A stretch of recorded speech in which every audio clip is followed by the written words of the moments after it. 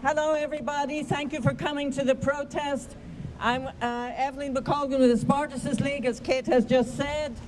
Why are we here? Trump's American empire is on the warpath, from Venezuela to Latin America to Africa.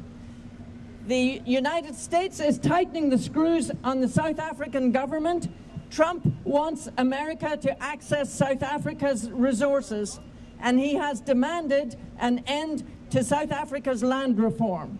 That's where Julius Malema has entered the picture, and that is why he was targeted. The economic freedom fighters' radical demands, like land expropriation without compensation, are popular with the black and colored farm workers in South Africa. Another thing Trump wants to do in Africa is to bring South African foreign policy into line with the interests of American imperialism.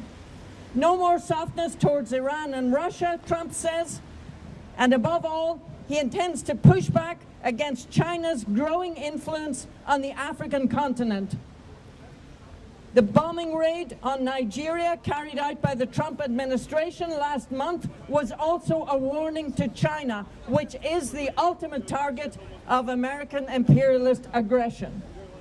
In South Africa, as our comrades have pointed out, we cannot look to the capitalists and their servants in the ANC-led government, which has inflicted vicious austerity on the working class and is dancing to Trump's tune. It's outrageous that the Joburg government even arrested Julius Malema.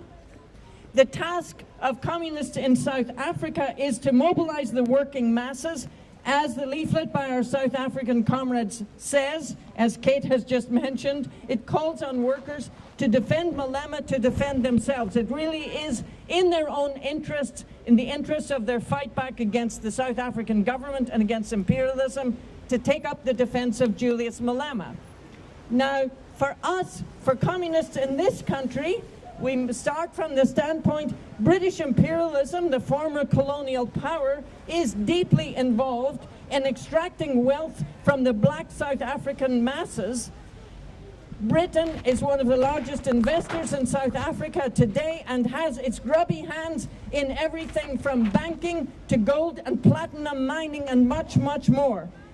Today, decrepit British imperialism is reduced to a minion of the United States and also has to dance to America's tune. The Starmer government, reading from the Trump playbook, denied Malema entry into this country last year to attend a conference on the say-so of Washington.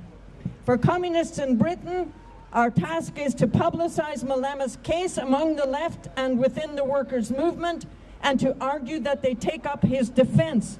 This is part of our task of building resistance to our own imperialist rulers, to the United States. It's part of our opposition to NATO and to Zionist Israel. And of course, anti-imperialism means, above all, opposition to the Starmer government. For an anti-imperialist movement based on the working class, from London to Johannesburg. Free Julius Malema, drop the charges now.